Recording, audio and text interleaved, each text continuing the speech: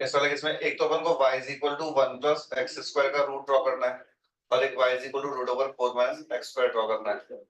तो अभी तो ऑल्दो तुमने सर्कल या हाइपरबोला पढ़ा नहीं है, अदरवाइज ये जो लिखा हुआ है इसका दोनों साइड स्क्वायरिंग किया तो y square equal to 4 minus x square, x square y square is equal to 4, तो एक सर्कल का इक्वेशन आ गया। तो इसका ग्राफ, इसका सेंटर 0,0 रेडियस टू समझ आता है, तो इसका कंप्लीट ग्राफ तो ये बनेगा। लेकिन सिंस अपन को सिर्फ ये ड्रॉ करना था तो y को ओनली पॉजिटिव वाला ही ड्रॉ करना है, तो ये वाला जो ब्रांच है वो तो ओनली पॉजिटिव वाला सर्कल बन जाएगा जिसका y कोऑर्डिनेट पॉजिटिव है। सेकंड केस में है हाइपरबोला, इसका स्क्वायरिंग किया तो y square minus x square equal to 1 आता है। इसका कंप्लीट ग्राफ इस तरह से बनता है, लेकिन अगेन ओनली y पॉजिटिव वाला बनाना है। अच्छा, ये वाला पॉइंट y एक्सिस पे 0,2 समझ आता है, जबकि हाइपरबोला वाला पॉइंट y एक्सिस को कहां पे कट करेगा, x इक्वल टू 0 y कितना आ रहा है 1, तो ये यानी कि इस वाले पॉइंट पे कट करेगा।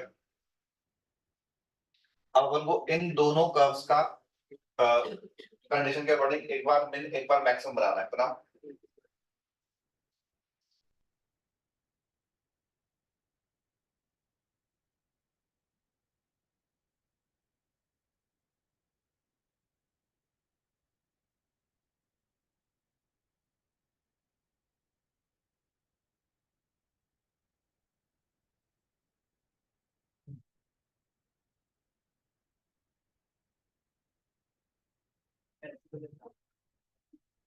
लेफ्ट हैंड आप क्या नहीं, लेफ्ट में तो मिनिमम है ना।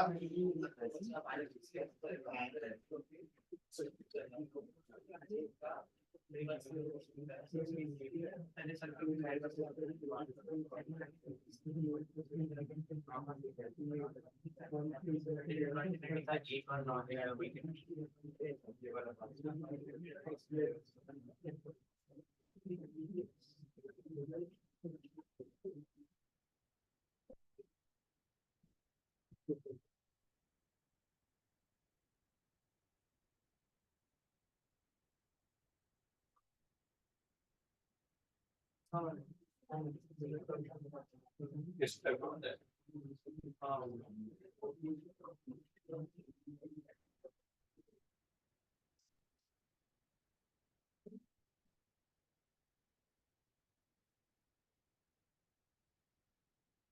ठीक है, ये जो ब्लैक में बना है ये और फिर ये, तो this function is discontinuous at one point and non-derivable at 3 points। Non डेरिवेबल के जो पॉइंट्स हैं वो ये वाला मान लो अल्फा है, ये 0 है और ये बीटा है, तो ये तीनों पॉइंट हैं नॉन डिफरेंशिएबिलिटी के। इस टाइप की सिचुएशन में हम ग्राफ देख के ही डिफरेंशिएबल नहीं है ये इजीली बोल सकते हैं, क्योंकि कॉर्नर पॉइंट आ रहा है। तो जब भी कोई फंक्शन के ग्राफ में एक कॉर्नर पॉइंट आ जाए, फंक्शन उस पॉइंट पे नॉन डिफरेंशिएबल होगा। हमने लास्ट क्लास में सिग्मा एक्स की टेंजेंट एक्स का लिख लिया था क्या? सिग्मा एक्स की टेंजेंट एक्स लिख दिया। तो उस टाइम पर हमने डिस्कस भी किया था कि जब मतलब अपन ने y is equal to x की पार्ट 2/3 भी ड्रॉ किया था, जिसका ग्राफ इस तरह से बना था। तो जब भी कॉर्नर पॉइंट आता है, फंक्शन उस कॉर्नर पॉइंट पे नॉन डिफरेंशिएबल हो जाता है।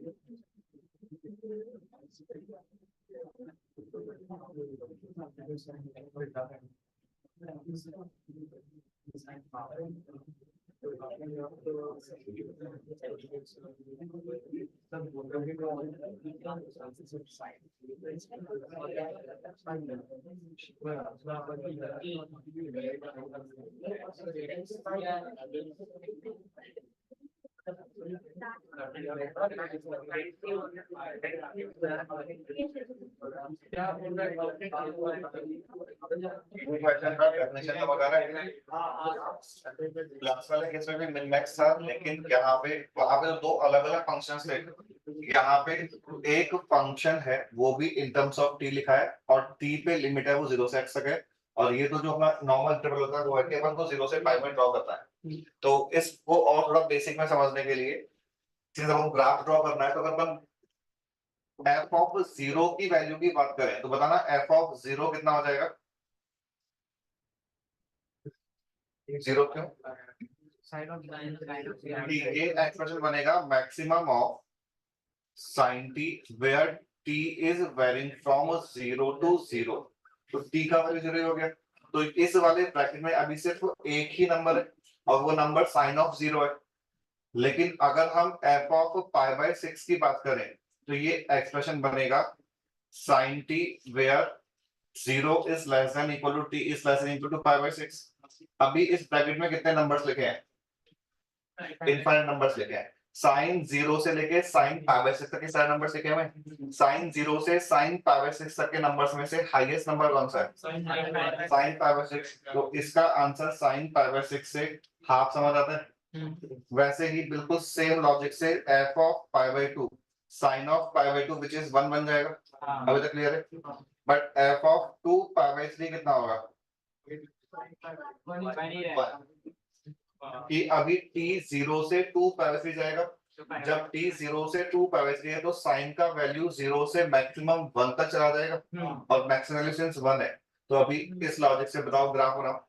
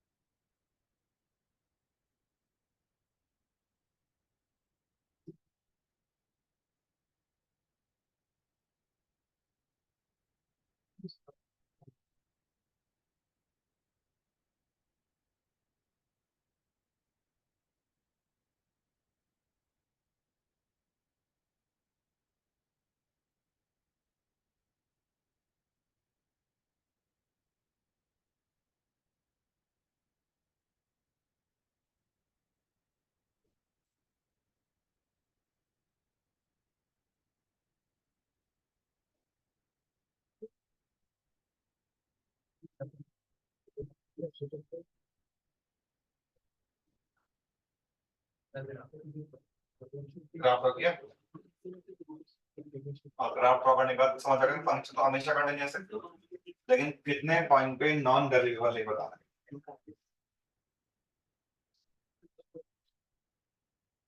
तो देखो साइन वाला ग्राफ तो ये होता है,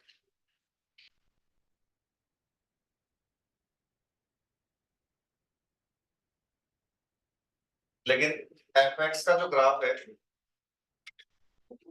देखो 0 से पाई बाय 2 में तो साइन वाला ही कॉपी होगा। अगर तो कोई डाउट नहीं, देखो पाई बाय 2 के बाद कांस्टेंट लाइन बन जाएगा।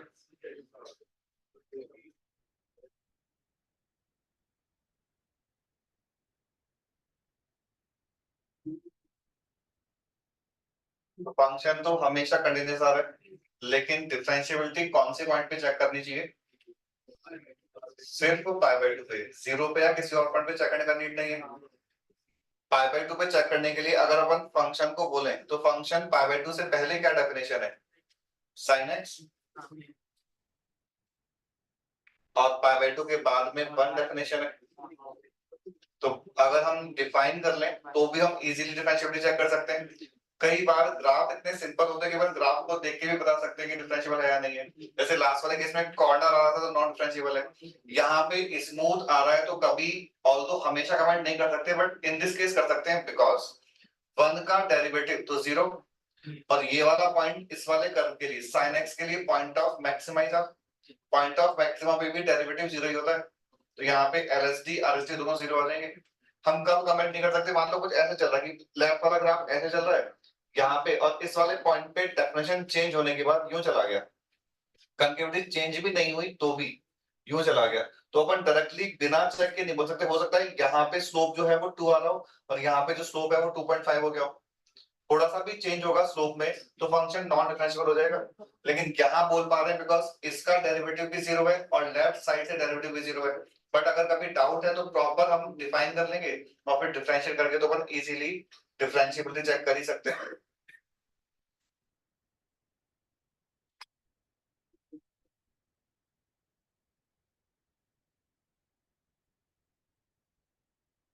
तो x equal to pi by 2 पे LSD cos की वजह से 0 आ रहा है और RSD sin की वजह से 0 आ रहा है, सॉरी 0 की वजह से 0 आ रहा है।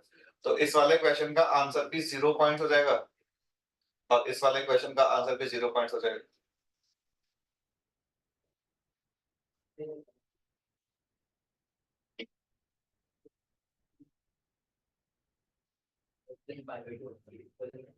जो पाइवट को तो इक्वल टू पुल कर रहा है ना, हेलो कंटीन्यूअस फंक्शन में दोनों में कहीं भी लगा दो इक्वलिटी।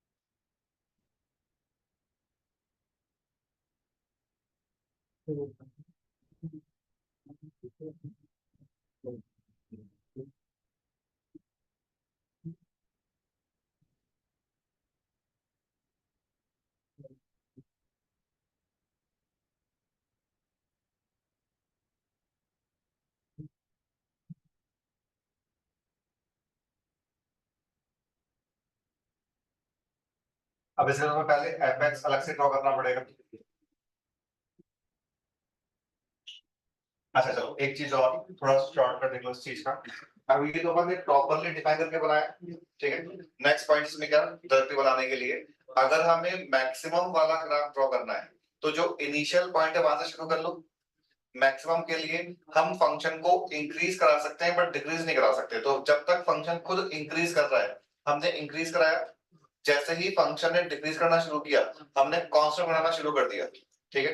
इसका मतलब क्या कि अगर कोई जैसे अभी तो sin x था, कोई दूसरा फंक्शन लेट से ऐसे कुछ होता,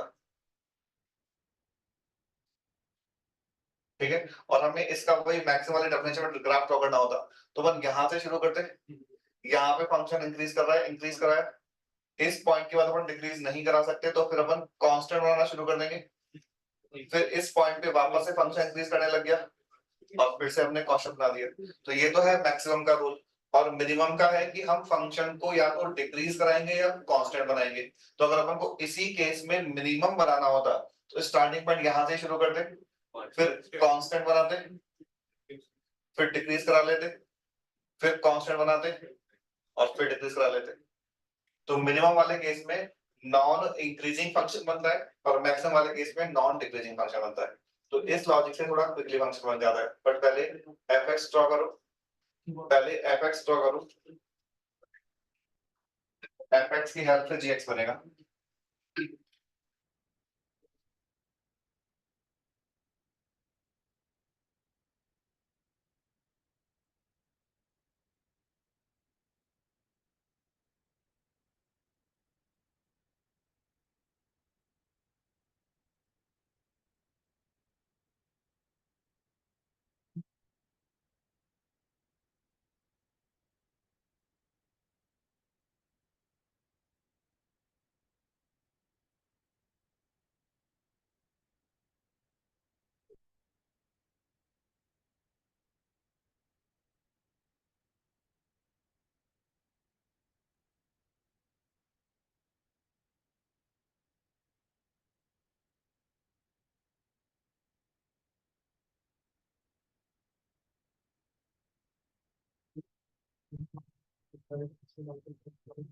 कोई भी एक रैंडम फंक्शन को ड्रॉ करने का बेसिक मेथड क्या होता है?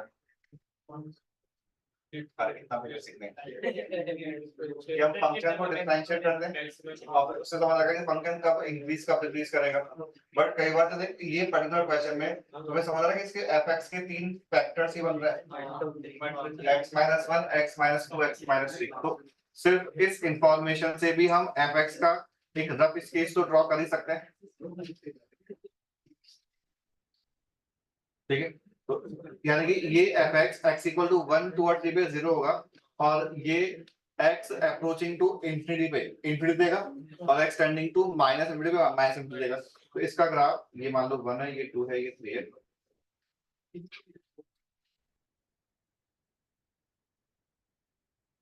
पॉलिनोमियल फंक्शंस हमेशा डिफरेंशिएबल फंक्शन होते हैं, तो ये कहीं भी कॉर्नर नहीं आएगा, हमेशा स्मूथ ग्राफ ही बनता रहेगा। तो ये इसका शेप समझ आ रहा है।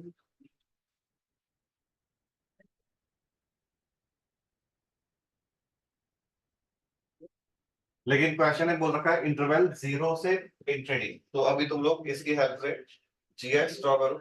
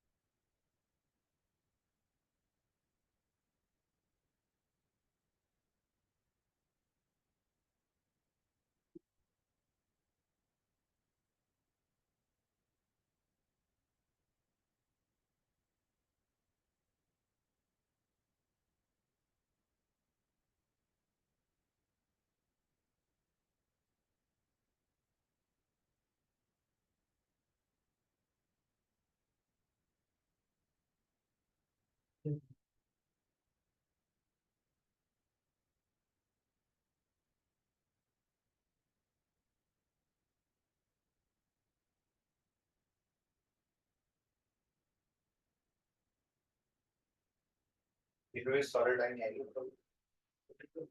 प्रोडक्ट क्यों बनाया तुमने? ये ग्राफ में तो काट लिया ना।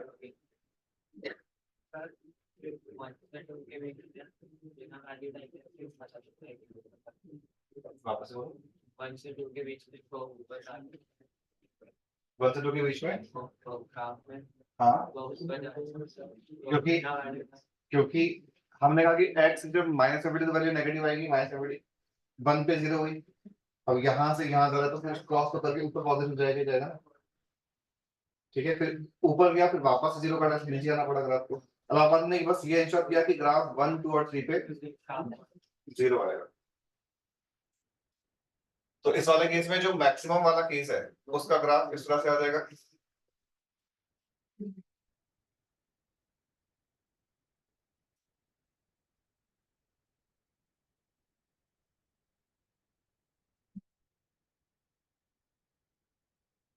ये भी लाइन दिख रहा है बट ये एक्चुअली कर्व भी है, मतलब क्यूबिक का ही पार्ट है।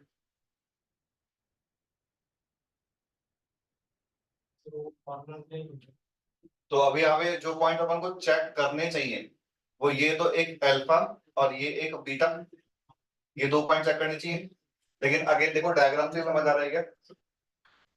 अच्छा पहले तो कंटिन्यूअस की बात करें तो ये फंक्शन ऑलवेज कंटिन्यूअस है, ये तो क्लियर है। और कितने पॉइंट पे नॉन डेरिवेबल वाले बताओ डायग्राम को देख के? एक पॉइंट पे, और वो पॉइंट कौन सा है? बीटा। अल्फा पे डिफरेंशिएबल है, सेम साइन वाला लॉजिक कि पॉइंट ऑफ मैक्सिमा है तो इसके लेफ्ट हैंड डेरिवेटिव का वैल्यू 0 होगा और right hand since constant function है इसलिए 0 हो जाएगा।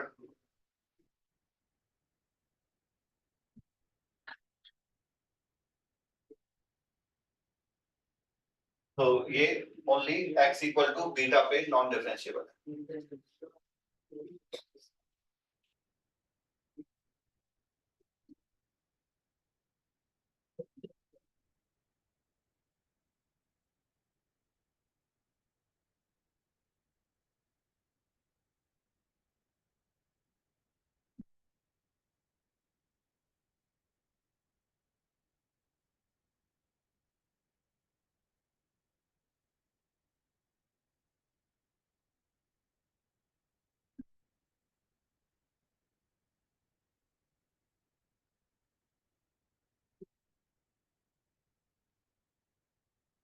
यहाँ पे एक बार बोला कि ग्राफ यहाँ से इस तरह से टर्न हो गया सीधे ही, लेकिन इस वाले पॉइंट पे जाके अचानक से मतलब ये जो है वो कॉर्नर पॉइंट आ जाएगा।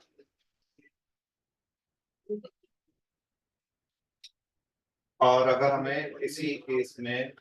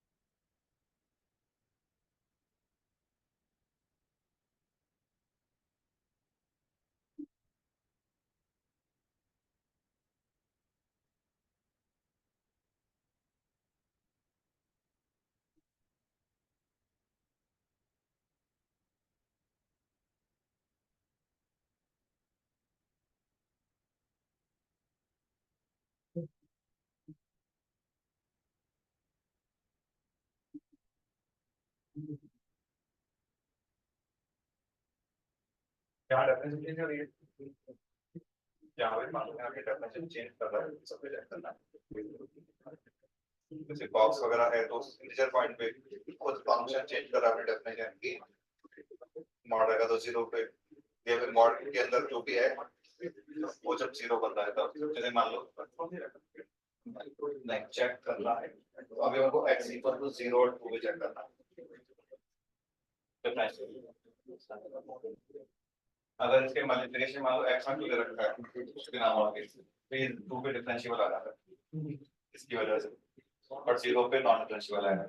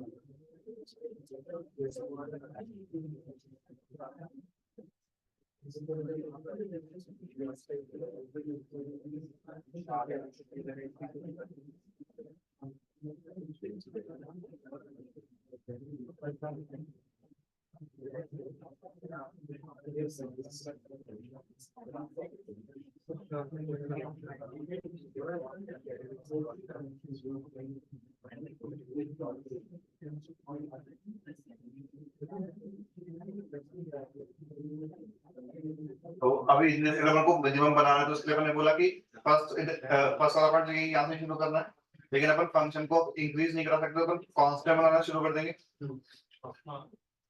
इस पॉइंट के बाद फंक्शन डिक्रीज करेगा, इसके बाद वापस से कांस्टेंट बनेगा और यहाँ पे फिर से डिक्रीज करेगा।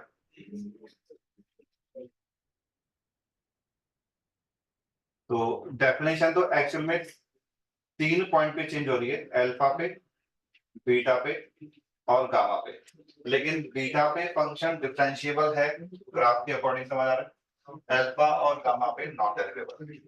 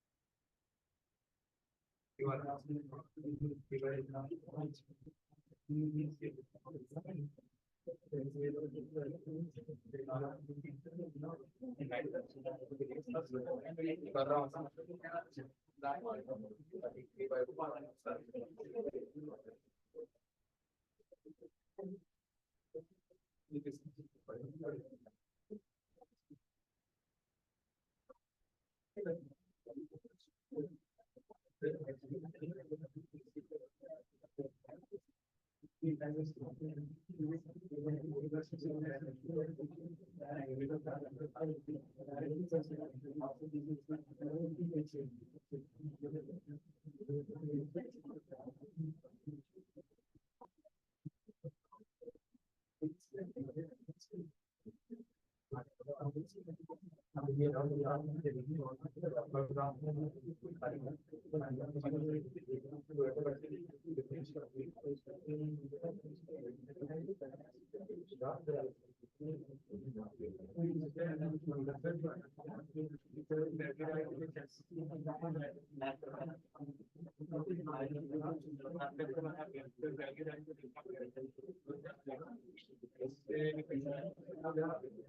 अपना मुझे यहाँ पे समझ आ रहा है कि वन पे इस एक्सप्रेशन का साइन चेंज होगा क्योंकि और पावर से सारी के सारी इससे पहले सेंस नेगेटिव इसके बाद पॉजिटिव होना पड़ेगा। अदरवाइज वैल्यू डाल के तो अपन बना सकते हैं, वो तो बेसिक वैसे होता ही है, कोई बेसिक नहीं। बट अभी तो अपन ऐसे ही बोल सकते हैं साइन चेंज होगा सिर्फ उससे वन टुवर्ड्स सी तीनों पे साइन चेंज होगा। 3/2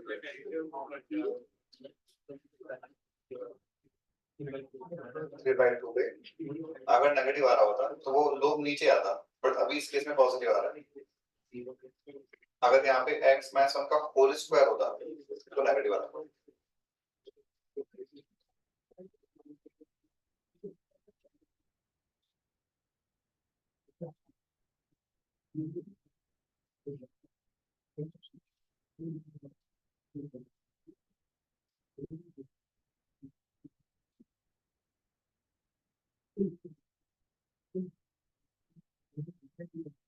क्या आंसर है? माइनस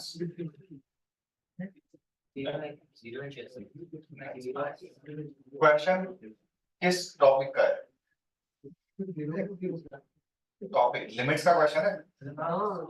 अभी क्वेश्चन कंटिन्यूटी में बात नहीं कर रहा, लिमिट के क्वेश्चन में कौन सा फॉर्म है? मैथड क्या लगेगा?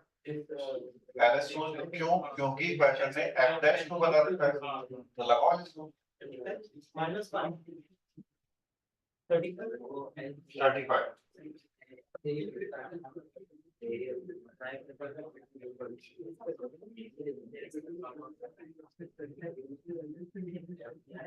जब हम LSO लगाते हैं तो जिस वेरिएबल में लिमिट है उसके रिस्पेक्ट में डिफरेंशिएट भी करेंगे। अगर यहाँ पे कुछ x भी होता ना, एक बार देखना बोर्ड पे, कई बार डाउट होता है, अगर यहाँ पे x भी लिखा होता तो भी हम विद रिस्पेक्ट टू h ही डिफरेंशिएट करते। तो इसका डेरिवेटिव बोलो with respect to h। 3f dash 2 plus 3h, इसका माइनस माइनस प्लस हो जाएगा 4f dash 2 plus 4h और नीचे वाले का 1।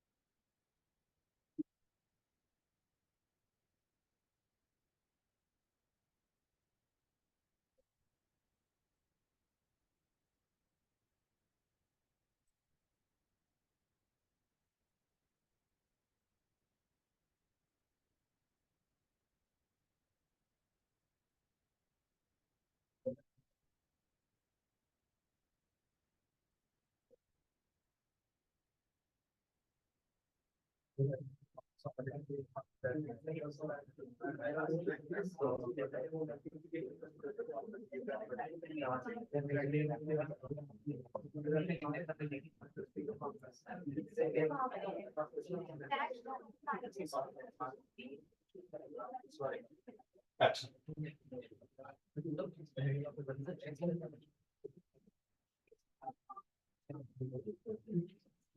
एक बार देखना उसका सेकंड मेथड क्या। ये क्वेश्चन में हमको ये लिमिट्स और करने को बोला है। इन दोनों ब्रैकेट्स का डिफरेंस कितना है? 7h। तो हमने क्या किया, 7h बनाने के लिए 7 से डिवाइड मल्टीप्लाई किया। ऐसा क्यों कर रहे हैं? अब देखो ये जो एक्सप्रेशन लिखा हुआ है ये बाय डेफिनेशन f डैश 2 लिखा हुआ है, क्योंकि हमने जब स्टार्टिंग में f डैश x का फॉर्मूला डिराइव किया था तो वो कॉर्ड का स्लोप लिया, फिर कॉर्ड को टेंजेंट बनाया था। तो उसमें अपन ने यही तो बोला था कि जैसे ऐसे है कि f of x plus h minus f of x upon h, तो मैंने कहा था कि इन दोनों ब्रैकेट का डिफरेंस नीचे आना चाहिए, मतलब कि f of b minus f of a upon b minus, यहां से शुरू किया था मैंने, तो इन दोनों ब्रैकेट्स का डिफरेंस नीचे आना चाहिए और वो डिफरेंस अप्रोचिंग टू जीरो होना चाहिए। तो अभी हमने इन दोनों ब्रैकेट्स का डिफरेंस यहाँ क्रिएट कर लिया, और अगर h टेंडिंग टू जीरो है तो 7h भी टेंडिंग टू जीरो हो जाएगा। तो ये तो एवरेज टू बन गया और ये 7 अलग से लिखा हुआ है, तो हमारा आंसर यहाँ से भी 35 आ जाएगा। तो मेथड 2 समझ आया, डेरिवेटिव के डेफिनेशन का यूज करके।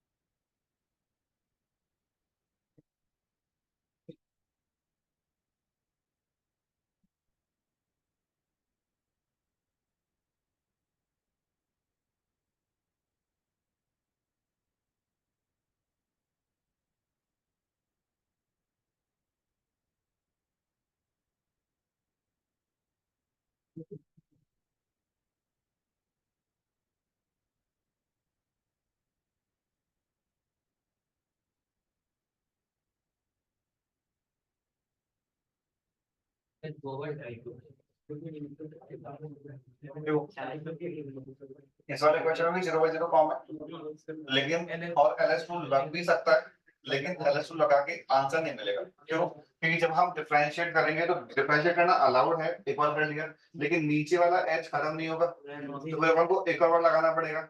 दो बार डिफरेंशिएट कर लिया तो अपने पास f डबल डैश बन जाएगा, उसका इंफॉर्मेशन नहीं है, तो उससे अपना आंसर नहीं आएगा। मेथड करेक्ट है बट आंसर नहीं मिलेगा, तो अपन को फिर यही मेथड लगाना पड़ेगा।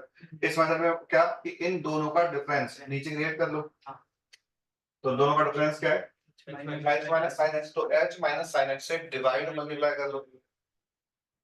चलो तुम लोग ही करो आगे।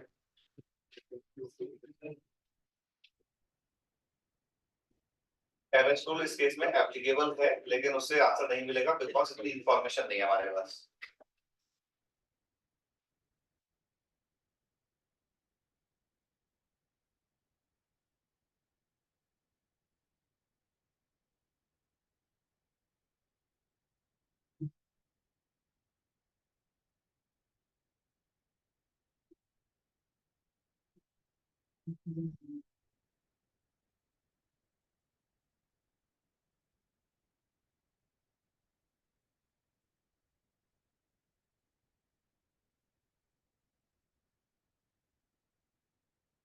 और बस चार, मतलब अपन ने चार बार से ब्रेक कर लिया, तो इसका लिमिटिंग वैल्यू 1, इसका लिमिटिंग वैल्यू 1, इसका लिमिटिंग वैल्यू sin x के एक्सपेंशन से 1/6 आ जाएगा, और जो सबसे पहले लिखा हुआ है इसका दिस इज f'3, तो ये नंबर तो f'3, ये sin x के एक्सपेंशन से h minus h cube by 3 factorial upon h cube.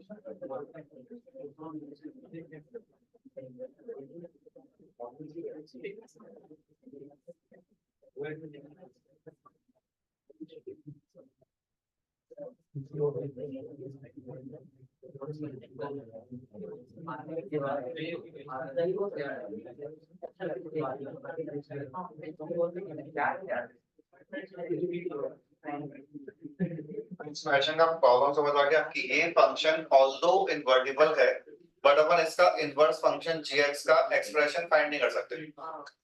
अगर हम मान लो कुछ और होता कि लेट्स से 2x + 3 होता तो अपन उसका इनवर्स फंक्शन इजीली फाइंड कर सकते, फिर अपन डिफरेंशिएट कर लेते। बट यहाँ पे अपन इनवर्स फंक्शन का एक्सप्रेशन फाइंड नहीं कर सकते। तो ऐसे केसेस को सॉल्व करने के लिए अगर f और g एक दूसरे का इनवर्स फंक्शन है तो g of fx equal to x होता है। इसको हमने डिफरेंशिएट किया, बोलो इसका डेरिवेटिव। g ऑफ fx का डिफरेंशिएशन बोलो, g dash fx into f dash x और x का डेरिवेटिव 1। ठीक है, अब अपन को g डैश के अंदर जो नंबर चाहिए वो -3 चाहिए, तो हमें फिर अलग से कैलकुलेशन करना पड़ेगा कि fx का वैल्यू -3 कब होता है। और ये क्योंकि क्यूबिक है तो अपन इंटरनल ट्रायल से बता सकते हैं x³ + 3x + 1 का वैल्यू -3, x इक्वल टू -1 पे हो रहा है। तो इसके लिए हमने सभी जगह x का वैल्यू -1 पुट किया, तो ये बन जाएगा g dash f of -1 into f dash -1 equal to 1। तो यहाँ से हमें g डैश -3 जो है वो 1 f डैश -1 के इक्वल मिल गया। f डैश -1 हमें यहाँ से मिल जाएगा।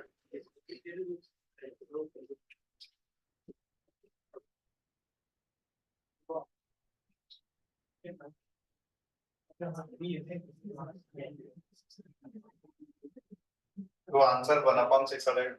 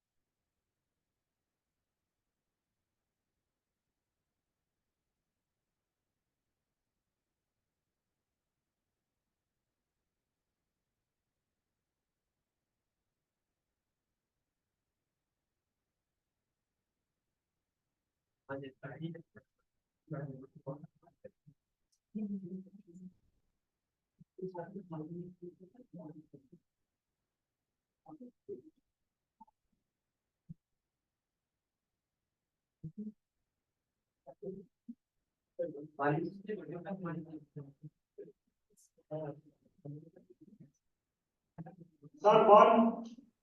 हाँ, वन करेक्ट। अवैध लोगों का आंसर बना गया।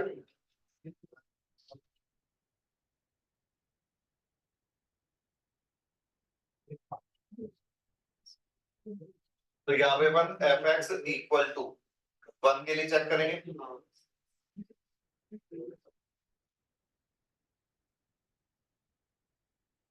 और जस्ट बाय ऑब्जर्वेशन वो x इक्वल टू 0 पे आ रहा है, तो इसलिए अपन x की जगह यहाँ पे 0 पुट करेंगे।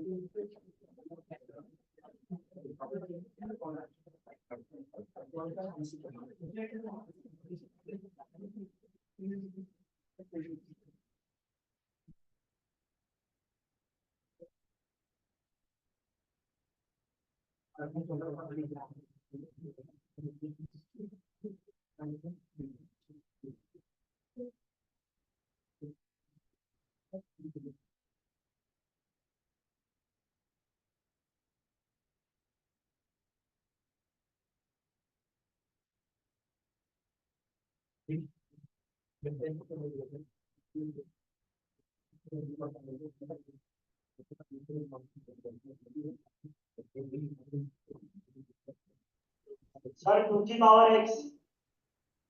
हाँ, देखो अपन ने ये फंक्शनल रूल पहले जब फंक्शन चैप्टर पढ़ा था उसके लिए डायरेक्टली याद करने को बोला था मैंने कि अगर f of x plus y equal to fx into sy है तो function fx in this case a raised to power x होगा। और इस पॉइंट से वो a का वैल्यू 2 समझ आता है, तो 2 raised to power x इसका आंसर आ जाएगा। वो कोई अभी अपन को काइंड ऑफ प्रूव करना है, तो उसके लिए ये इंफॉर्मेशन क्वेश्चन ने बोल रखी है कि ये फंक्शन डिफरेंशिएबल फंक्शन है। तो एक बार इस क्वेश्चन का मेथड देख लेना। मेथड 1 कि फंक्शन का डेरिवेटिव f डैश x का definition limit h tending to 0 f of x plus h minus f of x upon h। Functional rule का जो कंडीशन गिवन है इसके अकॉर्डिंग हम इसको fx into fh minus fx upon h ये बोल सकते हैं। ठीक है, एक छोटी सी कैलकुलेशन हम अलग से कर लें। अगर हमने इस डेफिनेशन में y को 0 पुट किया तो f of x is equal to f x into f of 0 से f of 0 का वैल्यू 1 समझ आता है। यहां से एफ एक्स को कॉमन लिया और एफ एक्स में तो कुछ h आ ही नहीं रहा, तो उसको लिमिट के बाहर भी कर सकते हैं। तो ये बन जाएगा F H minus 1 upon h। इस 1 को हम f ऑफ 0 से रिप्लेस कर सकते हैं, और ऐसा करने से ये जो लिखा हुआ है ये f डैश 0 का डेफिनेशन लिखा हुआ है। ये सारा कुछ f डैश x चल रहा है। तो नेक्स्ट स्टेप आ गया अपने पास कि f dash x is equal to f x into f dash 0। अभी तक की बात क्लियर है। एफ डैश 0 जो भी होगा एक कोई कांस्टेंट नंबर होगा। अगर अपन उस कांस्टेंट नंबर को कुछ लैम्डा मान लें तो ये बन गया। नेक्स्ट स्टेप में बनते इसको लिखा f dash x upon f x equals to lambda. ये अभी बना तो अपना चैप्टर ये डिफरेंशियल इक्वेशंस में पढ़ लेंगे, बट ये एक सिंपल डिफरेंशियल इक्वेशन लिखा हुआ है, समझ आता है, डेरिवेटिव भी है, फंक्शन भी है। तो डिफरेंशियल इक्वेशन को सॉल्व करने के लिए हमें इंटीग्रेट करना होता है। तो मैंने क्या किया, दोनों साइड dx से मल्टीप्लाई किया और इंटीग्रेट किया। तो बताओ इसका डेरिवेटिव बता सकते हो? Sorry, integration not derivative. मतलब वही ना तुम्हें, जैसे चलो हम यहाँ पे क्या करेंगे, एफ एक्स को टी मान लेंगे। एफ एक्स को टी माना तो average x D x D T हो गया। तो ये डी टी अपॉन टी लिखा हुआ है। डी टी अपॉन टी का इंटीग्रेशन लॉन ऑफ टी हो जाता है, तो इसका integration ln of f x हो जाएगा और इसका integration lambda x plus c हो जाएगा। तो एफ एक्स का value e raise to power lambda x plus c, यहां तक की बात समझ आ गई। एक तो हमने पहले बोला था कि f of zero equal to one है, तो यहां से सी का वैल्यू जीरो आ जाता है। और दूसरा क्वेश्चन है बोल रखा है, अच्छा अभी अभी अगर अपन ओनली सी का वैल्यू जीरो यूज करें तो एफ एक्स को e raise to power lambda x बोलने तक की बात समझ आ गई। इसको हम इरेज टू पावर एक्स लिखते हैं तो भी एक ही बात है, इरेज टू पावर लैम्डा को कुछ ए बोल दिया, ठीक है। और अभी क्वेश्चन में f of one equal to two बोल रखा है, तो ए का वैल्यू टू आ जाएगा, तो हमारा final answer f x two raise to power x आ जाएगा। एक बार बोर्ड पर लेना, फिर एक साथ नोट कर लेना। तो पहले तो अपन ने जो डिफरेंशिएबिलिटी का बेसिक फॉर्मूला है वो अप्लाई किया। वो फॉर्मूला अभी एग्जैक्टली सेम, बस x इक्वल जीरो के लिए बन गया इन दिस केस। तो अपन ने इसको f डैश जीरो से रिप्लेस कर दिया। इस स्टेप के बाद जो डिफरेंशियल इक्वेशन है उसको हमने इंटीग्रेट करके सॉल्व किया। अभी लैम्डा और सी दो अननोन है, तो एक अननोन तो हमने जो हमने वैल्यू फाइंड की थी उससे फाइंड किया, और दूसरा अननोन जो क्वेश्चन है बता रखा है उससे फाइंड किया। तो अभी ये वाला पार्ट भी क्लियर है। इसी को सॉल्व करने का जो सेकंड मेथड है वो देख लो। कई बार क्या होता है, डिपेंड करेगा एक्सप्रेशन पे। अभी तो क्या है कि लिमिट सॉल्व करना सिंपल ही था, पर कई बार हो सकता है कि ये वाला जो कैलकुलेशन है इसमें मैनिपुलेशन कुछ करने पड़ जाए। तो इस चीज का जो ऑल्टरनेट या जो शॉर्टकट मेथड है, इसका कोई रीजन नहीं है, बिकॉज ये है पार्शियल डिफरेंशिएशन का यूज करके, और वो अपने सिलेबस का पार्ट नहीं है, तो हम ऑब्जेक्टिव पेपर में लगा सकते हैं। कि क्वेश्चन है बोला कि f of x plus y equal to f x into f of y. Next है differentiate with respect to Y.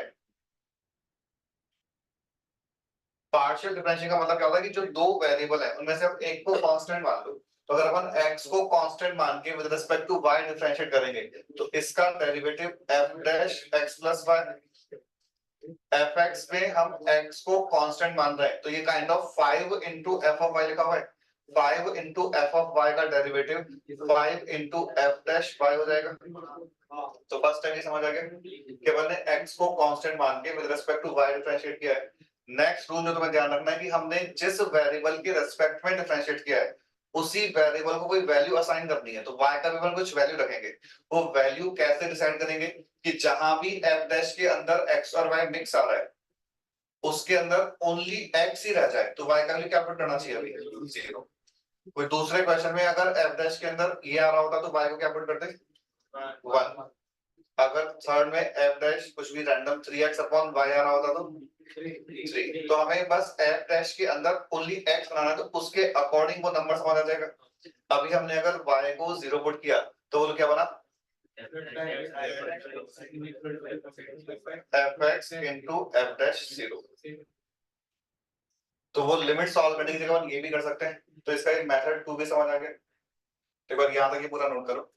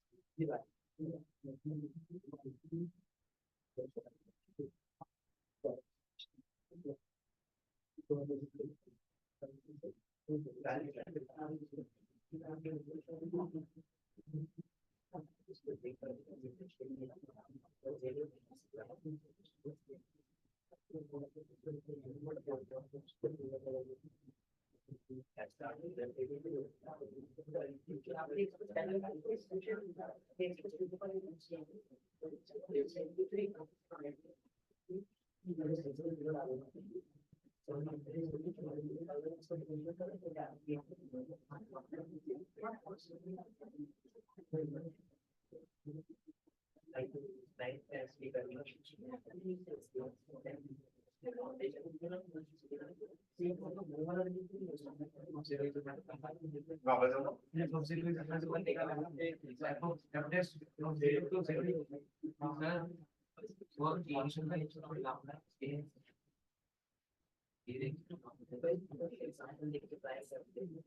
इसके कैसे लिखा, क्या बोल रहे हो, ये ना e raised to power lambda x को e raised to power lambda का पावर x बोल सकते हैं, इसको a बोल दिया।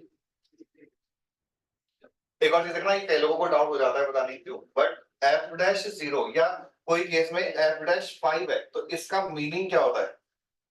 फंक्शन के डेरिवेटिव का value at x equal to 5।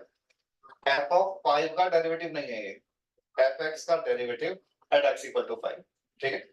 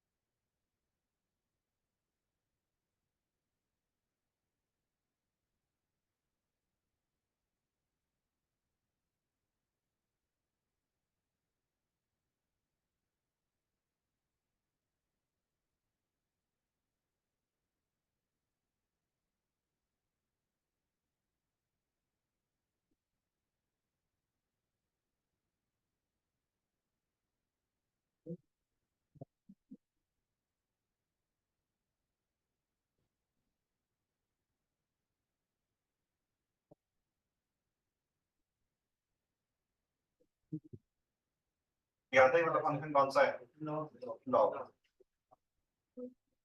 Log of x plus y, चलो log x plus y, log x plus लिखा के मैंने, सॉरी हाँ, लॉग ऑफ x इनटू, ठीक है।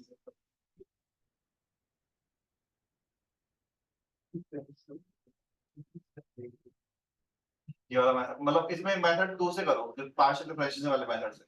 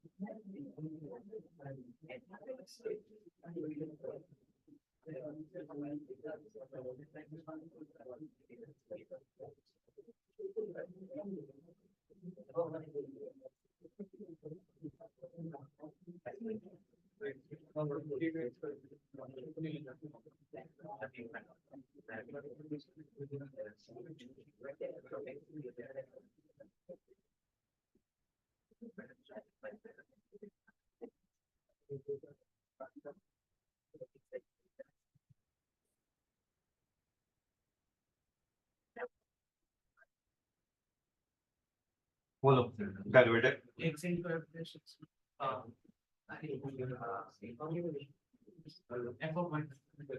एफ डैश वाई वाई को क्या पुट करना है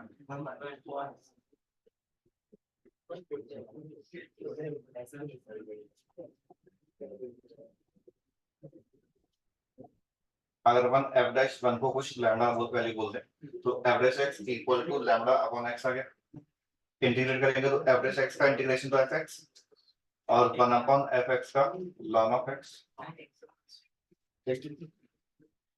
अच्छा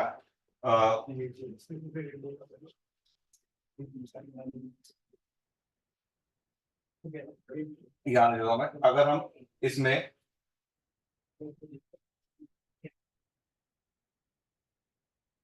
y को 0 पुट कर y को 1 पुट करते हैं 0 तो पुट कर नहीं सकते बिकॉज x और y दोनों पॉजिटिव है तो y को 1 पुट किया तो fx equal to fx plus f of 1 आ गया तो f ऑफ 1 का वैल्यू 0 आ गया यहाँ पे यूज करेंगे तो at x equal to 1 fx equal to 0 से देखो c का वैल्यू 0 मिल जाता है तो fx जो है वो लैम्डा लॉन ऑफ x बन जाता है।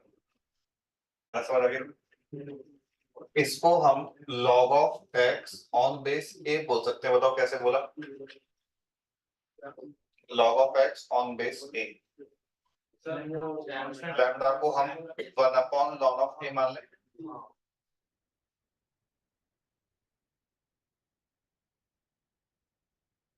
तो ये log x upon log a log of x on base a बन जाएगा।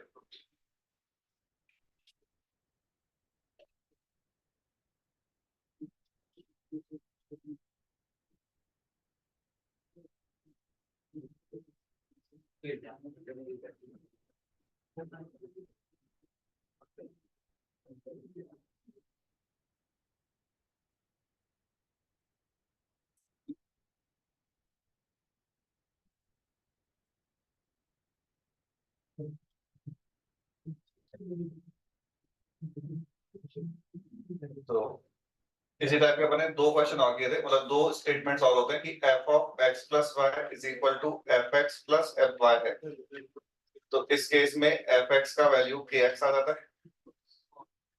और लास्ट वन की f of x into y is equal to fx into fy। तो यहाँ पे fx का value x raised to power n आ जाता है। तो देखो बिल्कुल सेम मेथड से दोनों में प्रूव कर लोगे। अगर क्वेश्चन में बोल रखा है कि फंक्शन डिफरेंशिएबल फंक्शन है तो या तो बाय यूजिंग पार्शियल डिफरेंशिएशन या फिर लिमिट वाला मेथड लगा के फिर हम सॉल्व कर सकते हैं।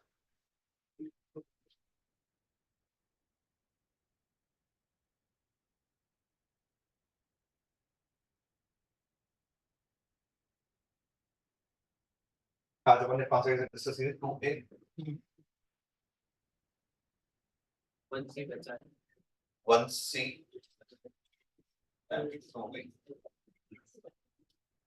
अपना ये चैप्टर कंप्लीट है। तो नेक्स्ट क्लास में अपन 1c और 2b डिस्कस कर लेंगे। टाइम बचेगा तो एक दो क्वेश्चन सॉल्व कर लेंगे, बट इसके बाद का जो चैप्टर है मेथड्स ऑफ डिफरेंशिएशन वो नेक्स्ट वीक में शुरू करेंगे। हर वीक फाइंड इट हर वीक फाइंड इट होगा या नहीं आई थिंक अभी तो 5 डेज ही चलेगा। संडे को तो इस वीक में है, अदरवाइज नॉर्मल पर मतलब वीकडेज में 5 days.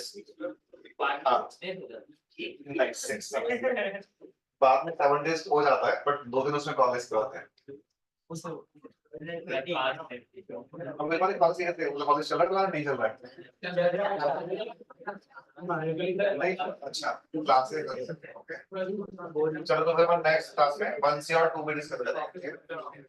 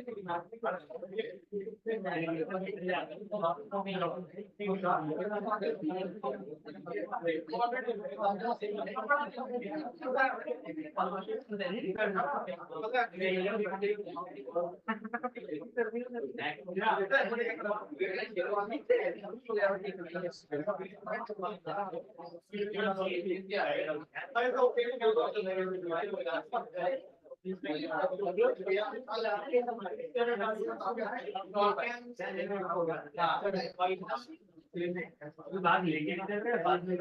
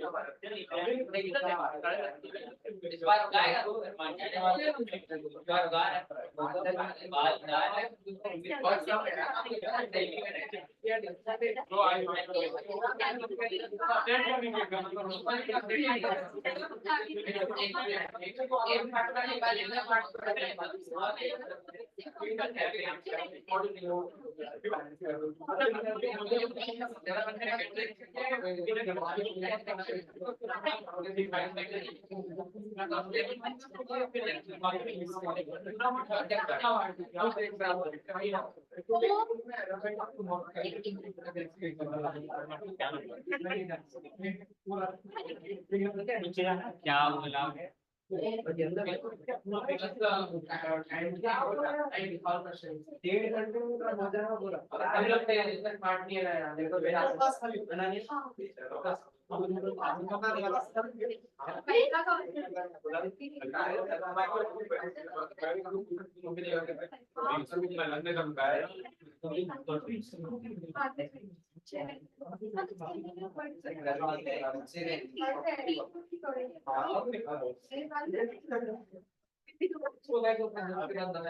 I want the amount of cost.